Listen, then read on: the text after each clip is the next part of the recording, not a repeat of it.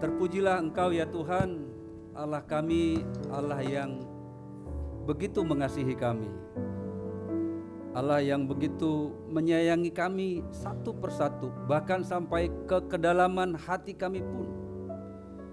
Engkau begitu sayang kepada kami. Bahkan Engkau jauh mengenal kami dibanding kami sendiri mengenal pribadi kami. Bapa, sedari tadi kami sudah bernyanyi bagi Tuhan.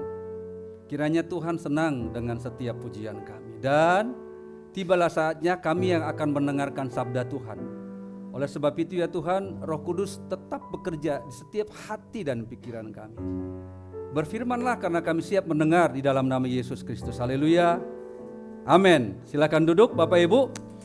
Ya, shalom. Ya, mari kita buka Alkitab kita dari dua bacaan. Yang pertama Yohanes 13 ayat yang ke-16. Kemudian 1 Yohanes 4 ayat 7 sampai dengan ayat yang ke-11. Ada dua bacaan. Yang pertama Yohanes 3 ayat 16. Kemudian 1 Yohanes 4 ayat 7 sampai dengan ayat yang ke-11. Bapak Ibu, saya baca buat kita. Memang ayat ini sudah sering kita baca, terlebih di hari-hari Natal. Kalau di tempat saya, di kampung saya, Yohanes 13 ini dibaca dalam ragam bahasa. Dari mulai bahasa Aceh sampai dengan bahasa Papua, dari bahasa Eropa, bahasa Amerika, bahasa Afrika. Saya pikir tanpa melihat Alkitab kita pun kita sudah hafal ya. Tapi ada baiknya kita baca ya. Yohanes 3 ayat 16 dan 1 Yohanes 4 ayat 7 sampai 11. Saya baca buat kita. Karena begitu besar kasih Allah akan dunia ini, sehingga Ia telah mengaruniakan Anaknya yang tunggal, supaya setiap orang yang percaya kepadanya tidak binasa, melainkan beroleh hidup yang kekal. Itu Yohanes 3 ayat 16. 1 Yohanes 4 ayat 7 sampai 11, demikian firman Tuhan. Saudara-saudaraku yang kekasih, marilah kita saling mengasihi, sebab kasih itu berasal dari Allah. Dan setiap orang yang mengasihi lahir dari Allah dan mengenal Allah. Barang siapa tidak mengasihi, ia tidak mengenal Allah, sebab Allah adalah kasih. Dalam hal inilah kasih Allah dinyatakan di tengah-tengah kita, yaitu bahwa Allah telah mengutus Anaknya yang tunggal ke dalam dunia supaya kita hidup olehnya. Inilah kasih itu. Bukan kita yang telah mengasihi Allah, tetapi Allah yang telah mengasihi kita dan yang telah mengutus Anaknya sebagai pendamaian bagi dosa-dosa kita. Ayat terakhir ayat 11. Saudara-saudaraku yang kekasih, jikalau Allah sedemikian mengasihi kita, ini penekanannya agak kencang. Tadi baiklah kita saling mengasihi, tapi di ayat 11 agak kencang. Saudara-saudaraku yang kekasih, jikalau Allah sedemikian mengasihi kita, maka haruslah kita juga saling mengasihi. Inilah firman Tuhan bagi kita yang berbahagialah setiap kita yang sudah membaca firman Tuhan, terlebih yang memelihara. Bapak Ibu, sulit rasanya bagi saya pribadi untuk tidak membicarakan kasih, terlebih di minggu-minggu Natal ini. Semoga dalam waktu yang kurang lebih 30 menit Bapak Ibu gak bosan untuk mendengarkan tentang kasih. Karena kegagalan manusia dalam menerapkan kasih kepada sesama, sekali lagi, karena kegagalan manusia dalam menerapkan kasih kepada sesama adalah ketika kasih itu bukan sesuatu yang menarik dalam kekristenan. Sekali lagi saya tekankan. Kegagalan orang Kristen dalam menerapkan kasih adalah ketika kasih itu tidak menjadi hal yang menarik lagi dalam kekristenan. Padahal Bapak Ibu tahu enggak? Sebelum manusia diciptakan, Tuhan sudah mengasihi manusia. Oh, dari mana Pendeta Horas? Boleh kita baca Kejadian 1 ayat 26. Boleh tampilkan, Bet? Kejadian 1 ayat 26. Kita lihat. Paling tidak saya ada 3 hal di sini Tuhan sudah menyatakan kasih. Yang pertama, berfirmanlah Allah, baiklah kita. Oke, sampai di situ. Kita tunggal atau jamak? Jamak. Oke. Saya bertanya, siapa saya pribadi? Siapa Adam? Siapa Bapak Ibu? Sampai-sampai Tuhan bilang begini, baiklah kita. Sini. Kita percaya itu adalah Tritunggal ya. Oke. Baiklah kita. Sini. ada rapat akbar, ada rapat surgawi untuk menghadirkan manusia sehingga rancangannya ini adalah sesuatu yang matang. Itu yang pertama. Baiklah kita. Jadi rapat dulu nih. Itu kasih yang pertama. Oke, nangkap? Kasih yang kedua. Setelah kita direncanakan dengan matang, kasih yang kedua adalah menjadikan manusia menurut gambar dan rupa kita. Saya nggak ada terjemahan bahasa Bataknya. Bahasa Bataknya berkata begini. Tumiru rupata, tudos tu pangalahota. Kak Glory tahu nggak? Tumiru rupata artinya seperti ini. Meniru perilaku kita dan meniru wajah kita. Jadi kasih Tuhan yang kedua di dalam Kejadian 1 ayat 26, setelah tadi kita dirancang dengan matang, lalu kasih yang kedua dinyatakan begini, kita jadikan mereka seturut dan segambar dengan kita. Jadi kita ini kadang-kadang menghina ciptaan Tuhan, apalagi ini saya dalam khotbah ini ngaca terus nih, karena di sini ada kaca nih. Benar gak sih saya rupa dan gambar Tuhan? Benar gak jemaat GRIP ini gambar dan rupa Tuhan? Nyata-nyatanya Kejadian 1 ayat 26 mengatakan seperti itu. Baiklah, marilah kita menjadikan manusia menurut gambar dan rupa kita. Image of God. Sebagaimana Tuhan seperti itulah kita. Sebagaimana kita, seperti itulah Tuhan. Bayangkan. Jadi Bapak Ibu, jangan pernah ada yang menganggap, gua ini siapa sih? Saya nggak ada apa-apanya. Apalagi hidup saya seperti ini. Enggak, kita ini seturut dan segambar dengan rupa Allah. Jadi kalau pulang dari gereja nanti atau habis ini ngaca deh. Saya ternyata seperti Tuhan. Itu kata Tuhan. Nangkap? Lalu kasih yang ketiga apa? Setelah yang pertama tadi Tuhan menyatakan kasih-Nya, mereka berembuk ada rapat surgawi untuk menjadikan manusia. Bayangkan loh, manusia belum ada. Lalu yang kedua kita diciptakan. Mereka berkonsep seperti kita ya, Oke. Lalu yang ketiga apa? Jelas kalimatnya. Saya baca dari awal. Berfirmanlah Allah, baiklah kita menjadikan manusia menurut gambar dan rupa kita. Itu dua hal. Hal yang ketiga, supaya mereka berkuasa. Bayangkan loh Bapak Ibu. Tuhan menciptakan kita, mereka berembuk, diciptakannya kita seturut dan segambar dengan rupa kita. Lalu kasih yang ketiga, kita dibuatnya berkuasa. Nangkap ya? Nangkap? Lalu setelah manusia diciptakan dengan kasih-Nya, coba buka bet, Kejadian 2 ayat ke-28. Jadilah manusia. Kejadian 2 ayat 18. Jadilah manusia. Lalu kasih yang selanjutnya apa? Tuhan katakan begini, Tuhan Allah berfirman, tidak baik kalau manusia itu seorang diri saja. Maka aku akan menjadikan penolong baginya yang sepadan dengan dia. Kita sering berpikir bahwa Allah tiba-tiba menciptakan menciptakan pasangan Adam, yaitu Hawa. Enggak.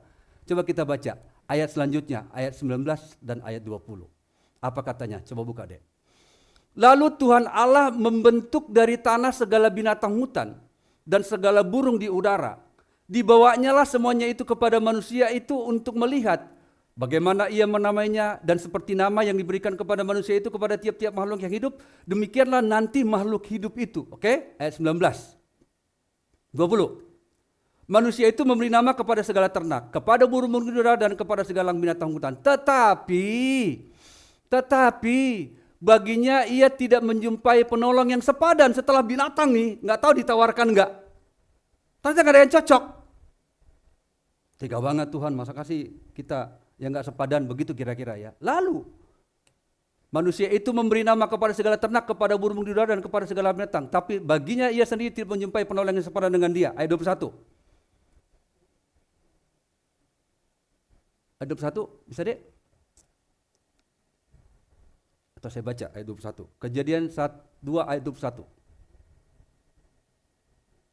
Lalu Tuhan Allah membuat manusia itu tidur nyenyak. Ketika ia tidur, Tuhan Allah mengambil salah satu rusuk daripadanya, lalu menutup tempat itu dengan daging dua-dua. Dan dari rusuk yang diambil Tuhan Allah dari manusia itu, dibangunnyalah seorang perempuan, lalu dibawanya kepada manusia itu. Itu kasihnya. Terus kita berkata begini, itu kan manusia belum berdosa. Ya wajar, Tuhan mengasihi manusia. Stop. Siapa bilang kasih Tuhan hanya sebatas ketika diciptakan manusia berdosa, stop kasihnya? Enggak.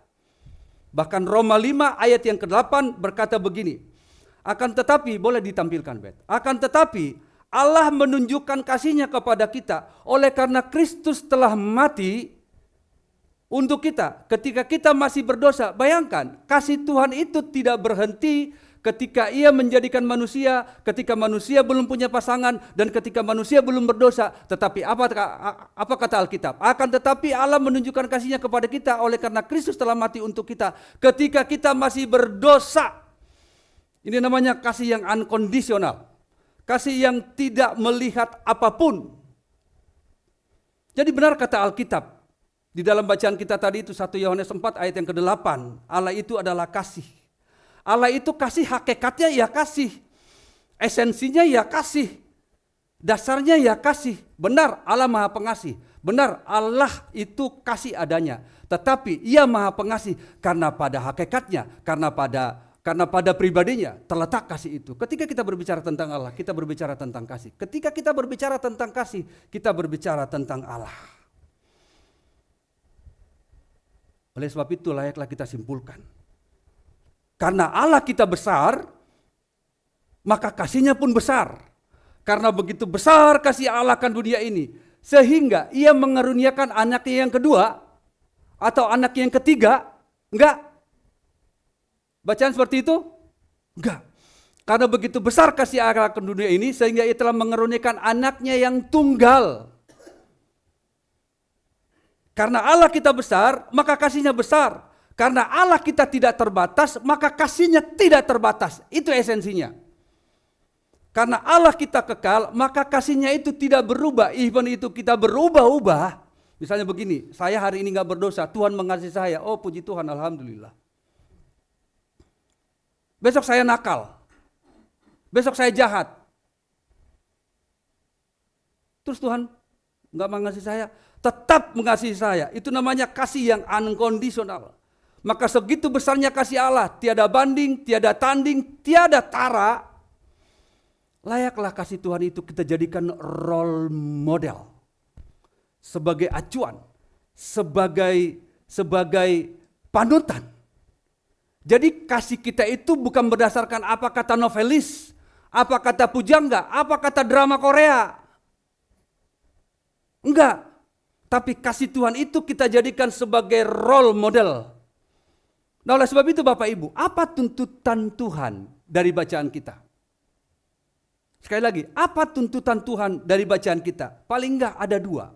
Tuntutan pertama adalah kita harus tahu bahwa Allah itu adalah sumber kasih. Itu tuntutan pertama. Kita harus tahu. Tuntutan kedua adalah ada ajakan untuk kita saling mengasihi. Ayat 7 berkata, hendaklah kamu saling mengasihi. Ayat 11 berkata, haruslah kamu saling mengasihi. Nah kita masuk kepada tuntutan pertama Bapak Ibu. Karena Allah adalah sumber kasih, maka ikuti Tuhan punya rule. Sekali lagi, karena Allah adalah sumber kasih, ikutin Tuhan punya rule atau ikutin Tuhan punya aturan. Emang Tuhan punya syarat, emang Tuhan punya aturan, Tuhan punya aturan. Tapi Tuhan tidak punya syarat untuk mengasihi.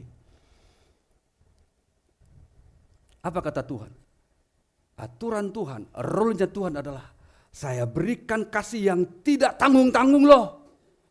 Saya berikan kasih yang begitu besar, yaitu anak saya yang satu-satunya. Maka layaklah kamu untuk memberikan kasih yang besar. Kita harus tahu itu. Lalu yang kedua, saya berikan kasih yang tidak terbatas. Ingat loh, kasih Tuhan tidak terbatas. Sampai anak saya mati pun ia tetap mengasihi manusia. Itu rule-nya Tuhan. Maka kasih sesama tanpa batas. Lalu rule yang ketiga, saya berikan kasih dengan cuma-cuma.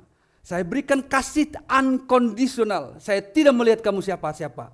Lalu kasih dong kasih tanpa cuma-cuma.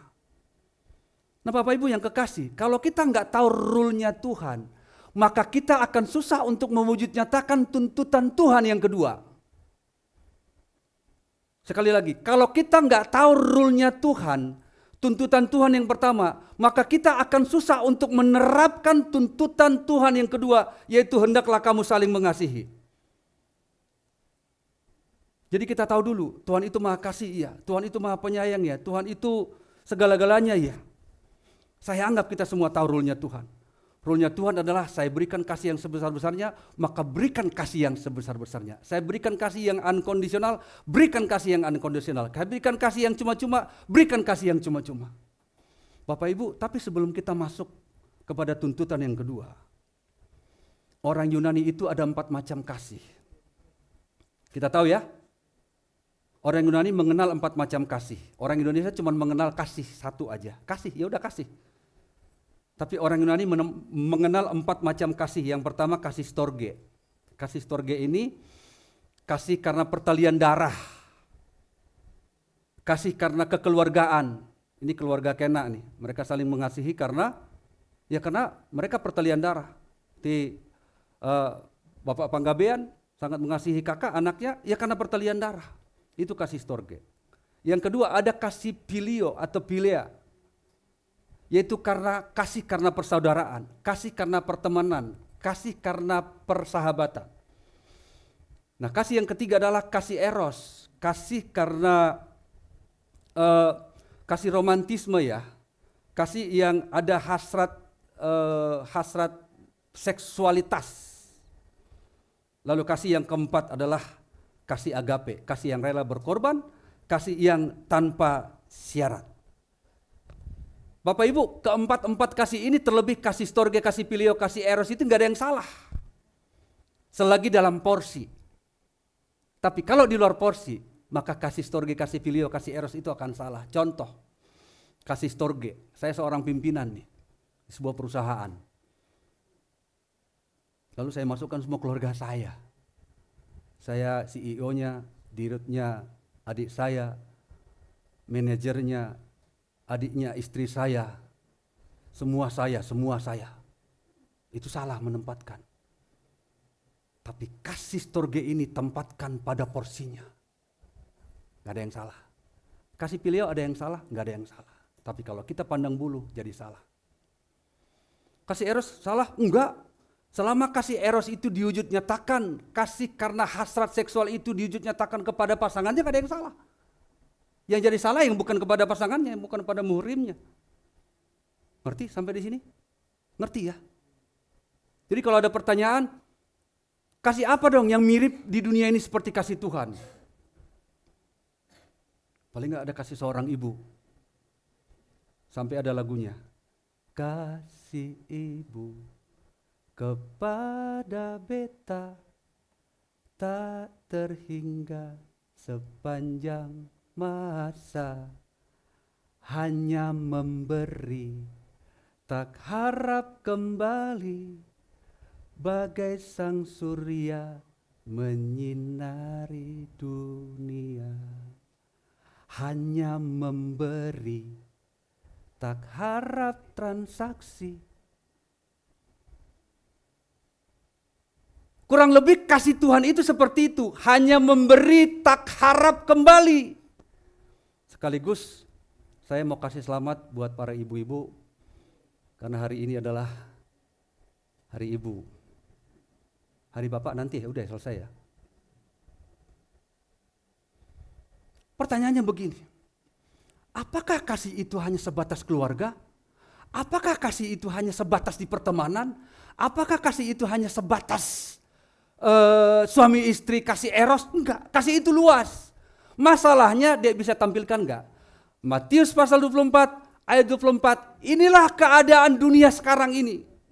Ini masalahnya, bisa enggak tampilkan? Matius 24 ayat yang ke-12. Kita baca sama-sama. Kita baca ya, 1, 2, 3. Ya, ulangi.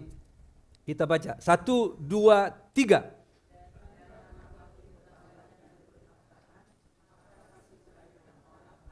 Kalau terjemahan lamanya seperti ini. Dan karena makin bertambahnya dosa, Karena makin bertambahnya dosa, maka kasih kebanyakan orang itu jadi dingin. Ini di mana? Di keluarga? Tidak. Ini di mana? Di Gribers? Tidak. Ini di mana? Di masyarakat Jakarta Selatan? Tidak. Di Indonesia? Tidak. Di seluruh dunia mewabah kedurhakaan. Di seluruh dunia mewabah dosa. Dengan kata lain, semakin sedikit kasih, semakin merajalela dosa. Semakin banyak kasih, semakin sedikit dosa. Maka sebab itu, tuntutan kedua, ayo kita menduniakan kasih itu. Amin. Kita duniakan kasih itu. Masalahnya adalah ketika kita berbicara tentang storge, ketika kita berbicara tentang phileo, ketika kita berbicara tentang eros, itu berbicara tentang perasaan. Bapak Ibu jemaat Gribers, ketika kita berbicara tentang perasaan itu bisa mudi itu naik turun. Kadang-kadang transaksional. Lu baik, gue baik. Betul? Kamu gak baik, ya saya lebih gak baik. Ada gitu yang merencanakan kejahatan ya. Lu tahu gak? Kalau lu baik, gue paling baik loh. Tapi kalau lu jahat, lu belum tahu ya. Bisa direncanakan kejahatan loh. Itu kasih yang mudi, kasih yang karena perasaan. Tapi ketika kita berbicara tentang kasih agape, kasih yang unconditional, itu yang Tuhan tuntut dari kita. Saya baca kembali bacaan kita. Dari 1 Yohanes 4. Saya baca. Dibilang begini. Saudara-saudaraku yang kekasih, ayat yang ke-7. Marilah kita saling mengasihi, sebab kasih itu berasal dari Allah. Dengan kata lain, kita tidak akan bisa mengasihi sesama yang unconditional jika kita tidak berasal dari Allah. Nangkap? Sekali lagi, saya baca ayat 7. Saudara-saudaraku yang kekasih, marilah kita saling mengasihi. Kata saling ya, jadi ada dua arah, enggak hanya satu arah. Jadi kata saling ini saling memberikan. Marilah kita saling mengasihi, sebab kasih itu berasal dari Allah, dan setiap orang yang mengasihi lahir dari Allah dan mengenal Allah. Dengan kata lain, kalau orang yang tidak mengasihi tidak mengenal Allah dan tidak lahir dari Allah, mau pilih mana?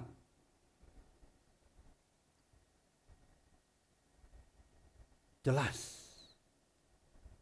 Kita pilih lahir dari Allah dan mengenal Allah. Masalahnya adalah, mau gak kita luka hati? Mau gak kita gak direspon? Mau gak kita gak dapat penghargaan? Mau gak kita dilukain terus? Ngomong kasih sih gampang, tapi pada prakteknya susah sekali.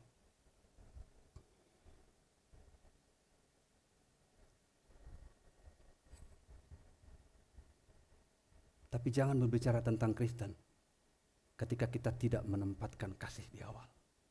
Omong kosong orang berbicara Kristen, tapi orang itu tidak menempatkan kasih di awal. Itu makanya tadi saya katakan di awal, ketika kita berbicara tentang Allah, ini hari Minggu kan, 6 hari lamanya kita diberkati, hari ke-7 pure buat Allah. Nangkap? Ketika kita berbicara tentang Allah, di dalamnya ada kasih. Oke Pak Pendeta, hari ke-7 oke lah. Tapi balik lagi hari pertama sampai ke hari 6, sorry to say, gak bisa. Hidup kekristenan itu tidak hanya hidup bergereja, tapi hidup ditantang dari hari pertama sampai dengan hari ke-6.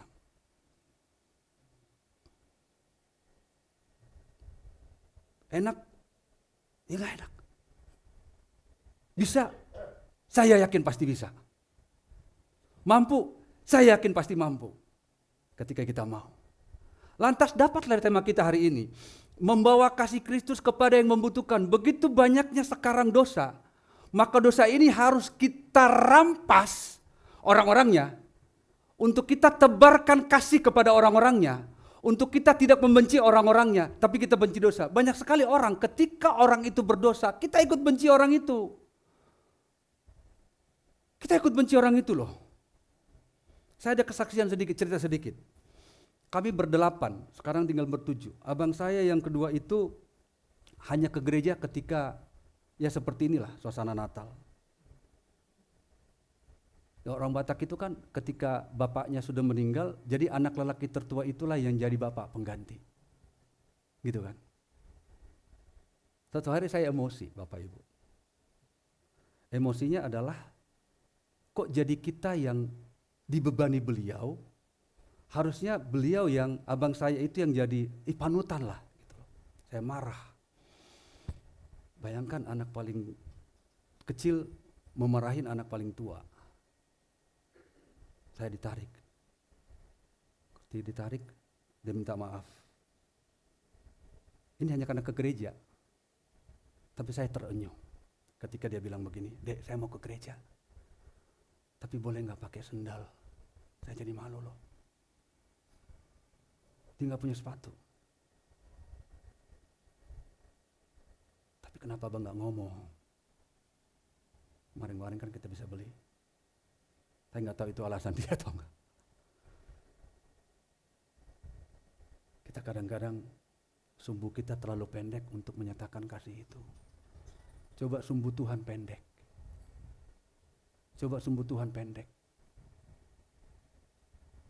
Saya pikir kemarahan Tuhan di dalam Kejadian pasal yang ke-6 ayat, boleh nggak tampilkan, Dek? Saya pikir Kejadian pasal 6 ayat 6 itu akan terus terjadi ketika Tuhan tidak punya kasih. Boleh nggak? Kejadian 6 ayat 6.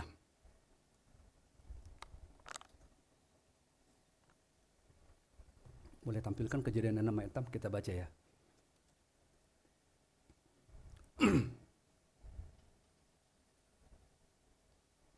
Ya, kita baca sama-sama ya. 1, 2, 3. Maka menyesallah Tuhan bahwa ia telah menjadikan manusia di bumi dan hal itu memilukan hatinya. Coba bayangkan, kalau kata menyesal ini terus terjadi sampai detik ini.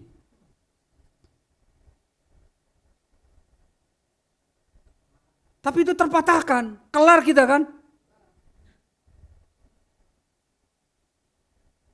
Tapi Tuhan harus melawan ini untuk menyatakan dirinya, untuk menyatakan kasih yang sesungguhnya. Ya mungkin berdebat ya, gimana ini? Pak, menyesal cintain mereka. Tapi tidak. Kalau Tuhan punya sumbu ini, habis kita. Betul Bapak Ibu? Ini harusnya khotbah saya tanggal 25.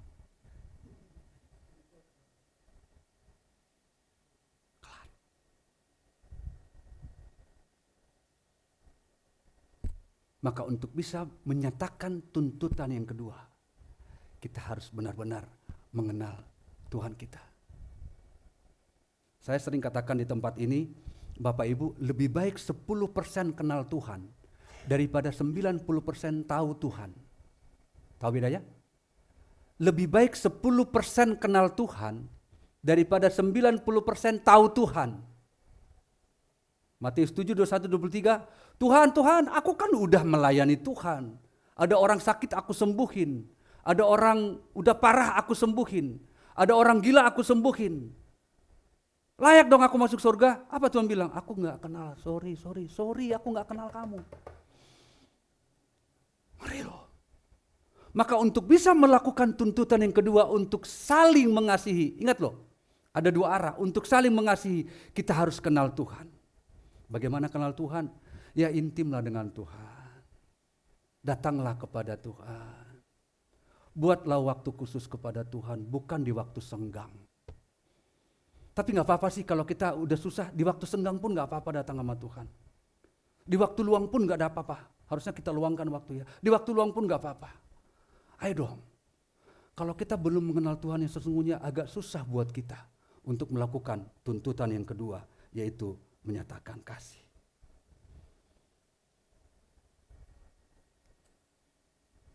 Kalau susah ya perasaan-perasaan terus ya. Ada orang jutekin kita, kok kata-katanya ketus sih gitu ya. Sakit hati, gak ke gereja gitu. Padahal itu cara Tuhan untuk membentuk kita loh. Cara Tuhan untuk membentuk kita. Kalau dunia ini udah beres, di dunia ini gak ada kata kasar, di dunia ini gak ada pencurian, di dunia ini gak ada penganiayaan. Hah? Gak perlu Tuhan. Ngapa di dunia lagi ya? Coba. Tapi dunia ini bukan sengaja, tapi dunia ini acak adul, berantakan, kedurhakaan merajalela. Disitulah kita hadir. Ini ibaratnya tuayan banyak. Tuayan banyak. Pertanyaannya, mau nggak kita berbagi kasih itu kepada sesama? Di akhir khotbah saya, Bapak Ibu, pertanyaannya begini, kenapa sih harus berbagi kasih? Kenapa kita harus memberikan kasih itu kepada sesama? Ada dua hal. Yang pertama, di dalam Yohanes 13 ayat 34 sampai 35 berkata begini, Aku memberikan perintah baru kepada kamu, yaitu supaya kamu saling mengasihi. Sama seperti aku telah mengasihi kamu, demikianlah pula kamu harus saling mengasihi. Dengan demikian semua orang akan tahu bahwa kamu adalah murid-muridku, yaitu jikalau kamu punya kasih. Jadi kenapa kita harus berbagi kasih? Karena itu perintah. Ini perintah dari siapa? Perintah dari Pak Bos. Perintah dari Tuhan. Kalau ini perintah dari Tuhan, ketika Dia perintahkan kita, jawaban kita apa? Siap Pak, dilaksanakan. Betul kan? Seperti itu? Siap Pak, dilaksanakan. Mampu enggak? Mampu. Kenapa? Karena saya punya Tuhan. Harus begitu. Itu yang pertama. Yang kedua, kenapa kita harus berbagi kasih? 1 Yohanes 4 ayat 18 berkata begini, di dalam kasih tidak ada ketakutan. Kasih yang sempurna melenyapkan ketakutan. Sebab ketakutan mengandung hukum, dan barang siapa takut, ia tidak sempurna di dalam kasih. Pertanyaannya, kenapa kita harus berbagi kasih?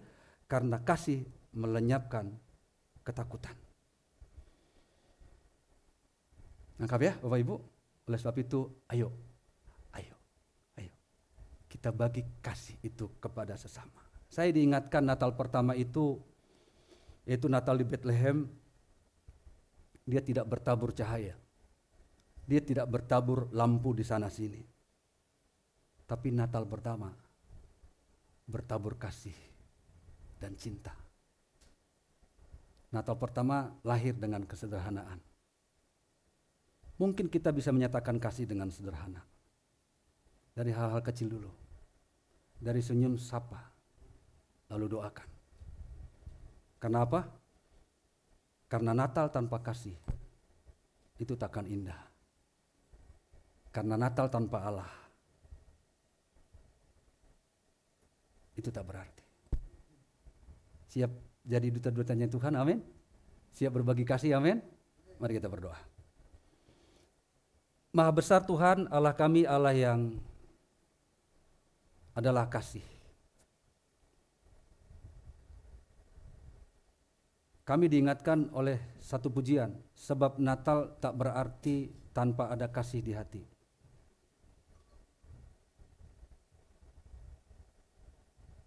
Maka kasih itu pun tak akan berarti kami tularkan tanpa ada Yesus di hati kami. Tuhan, hari ini kami telah selesai mendengarkan firman Tuhan. Kami tahu kasih-Mu tak berujung. Kasih-Mu tak berakhir. Kasih-Mu kekal adanya. Jika kami bertanya seberapa besar kasih Tuhan, maka jawabnya kasih Tuhan itu tanpa ukuran. Tidak ada meteran di dunia ini yang sanggup mengukur kasihnya Tuhan.